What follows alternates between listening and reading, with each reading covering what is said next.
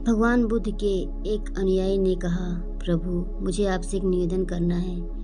बुद्ध ने कहा, बताओ क्या कहना है। अनुयायी ने कहा, मेरे वस्त्र पुराने हो चुके हैं प्रभु, अब ये पहनने लायक नहीं रहे, कृपया मुझे नए वस्त्र देने का कष्ट करें।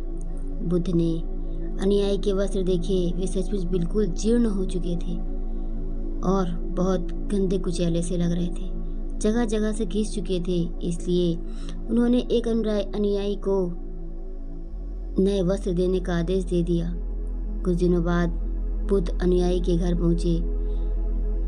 बुद्ध ने कहा, क्या तुम अपने वस्त्रों में आराम से हो? तुम्हें और कुछ तो नहीं चाहिए? अनुयायी ने कहा, धन्यवाद प्रभु, मैं इन वस्त्रों में बिल्कुल आराम से हूँ और मुझे और कुछ नहीं चाहिए। बुद्ध ने कहा, अब जबकि तुम्हारे पास नए वस्त्र हैं तो तुमने पुराने वस्त्रों का क्या किया? अनुयायी ने कहा, मैं अब उसे ओढ़ने के लिए प्रयोग कर रहा हूँ प्रभु। बुद्ध ने कहा, तो तुमने अपनी पुरानी ओढ़नी का क्या किया? अनुयायी ने कहा, जी मैंने उसे खिड़की पर पर्दे की जगह लगा दिया है। बुद्ध ने कहा, तो क्या तुमने पुराने पर्दे फेंक दिए? अनुयायी ने कहा, जी नहीं, मैंने उनके 4 टुकड़े किए और उनका प्रयोग रसोई में गर्म पतीलों को आग से उतारने के लिए कर रहा हूँ। बुद्ध ने कहा, तो फिर रसोई के पुराने कपड़ों का क्या किया? अनुयायी ने कहा, अब मैं उन्हें पोछा लगाने के लिए प्रयोग करूँगा। बुद्ध ने कहा, तुम्हारा पुराना पोछा क्या हुआ? अनुयायी ने कहा, प्रभु वो अब इतना तार हो चुका था कि उसका कुछ नहीं किया जा सकता था, इसलिए मैंने उसका एक एक धागा अलग अलग कर दिए और बातियाँ तैयार कर ली। उन्हीं में से एक कल रात आपके कक्ष में प्रकाशित था। बुद्ध न्याय से संतुष्ट हो गए। वो प्रसन्न थे कि उनका शिष्य वस्तु को बर्बाद नहीं करता और उन्हें समझ है कि उनका उपयोग किस तरह से किया जा सकता है। दोस्तों, सच कहूँ तो जब मैंने ये कहानी पढ़ी, जब मैंने ये जाना कि एक वस्तु का इतने उपयोग किया जा सकता है, किसी पुरानी चीज़ को भी इस तरह से इस्तेमाल किया जा सकता है, तो मैं गदगद सी हो गई। अंदर से मुझे इतनी खुशी महसूस हो रही थी कि मैं बता नहीं सकती। हम आज के समय में क्या करते हैं, इतना सारा सामान अपने घर में इकट्ठा कर लेते हैं और कपड़ों का तो कहना ही क्या। हर हफ्ते नए कपड़े, हर दूसरे दिन नए कपड़े, और उनका होता क्या है, महीने में या हफ्ते में 2 महीने में उसको एक बार पहनते हैं। अगर कहीं जाना आना हो तो, अगर कुछ विशेष कपड़ा हो तो।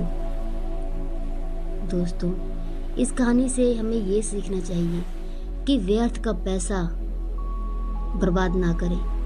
जो अगर आपके पास कुछ पैसे हैं, कुछ अधिक पैसे हैं, आपकी ज़रूरत से अधिक पैसे हैं आपके पास, तो उन्हें लोगों के कल्याण में लगाइए।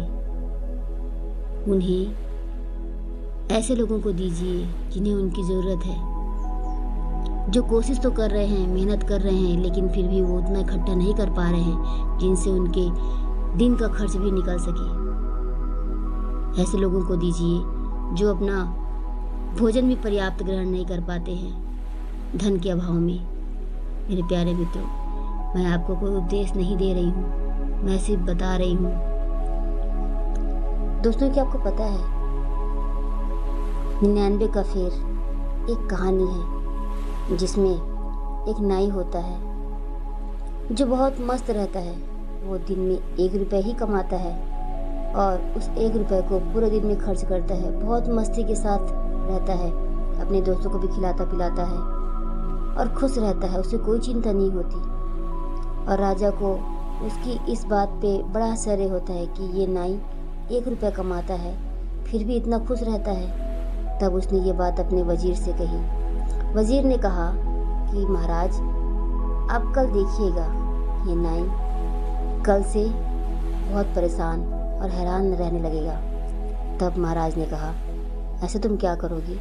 तो वजीर ने कहा, महाराज बस आप देखते जाइए। तो वजीर ने रात के समय उस नाई के घर में 99 रुपये का एक पोटली नाई के घर पे फेंक दिया।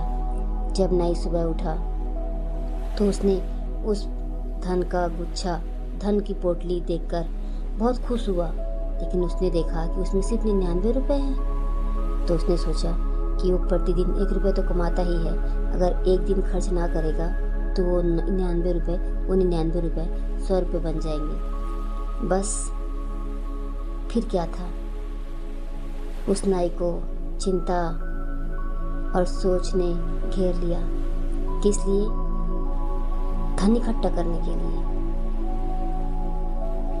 वो इंसान 1 रुपये कमाकर भी खुश था, सुखी था, और अब जब उसके पास 99 रुपये थे तो भी वो सुखी नहीं था।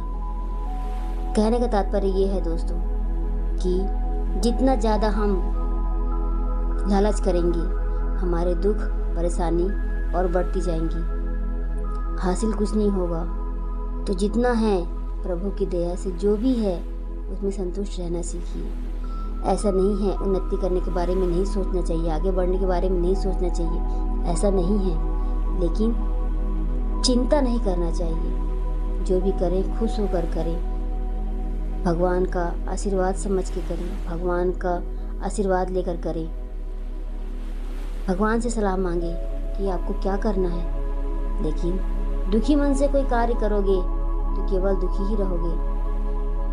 कहते हैं चिंता चिता समान होती है, दुख करने का कोई मतलब नहीं होता दोस्तों। अगर आप उन्नति करना चाहते हैं तो इसमें अपना विवेक लगाइए, अपना बुद्धि इस्तेमाल कीजिए और सोचिए कि उसको करने के और कौन कौन से तरीके हैं जो वहाँ पे उपयोग किए जा सकते हैं। चिंता करने से कुछ नहीं होता, केवल परेशानियाँ ही बढ़ती हैं, दुख होता है, शरीर को नुकसान होता है।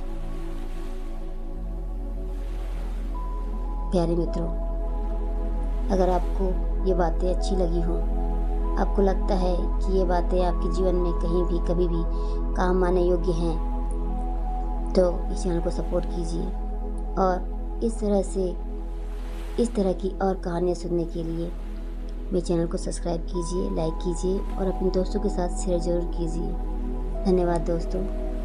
आप सुखी रहें, स्वस्थ रहें, आपका भला हो।